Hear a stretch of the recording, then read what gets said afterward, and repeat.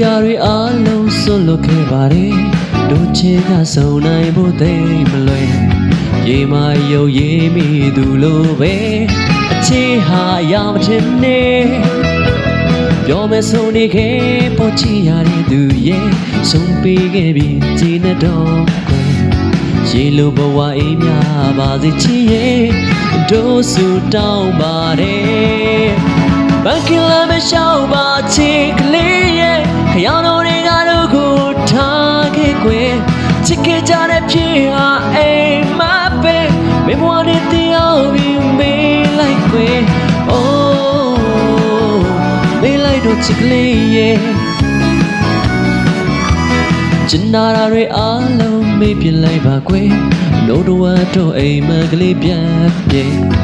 နာချင်နေတဲ့နှလုံးသားငိုနေလေမင်းပြောပါစေကွယ်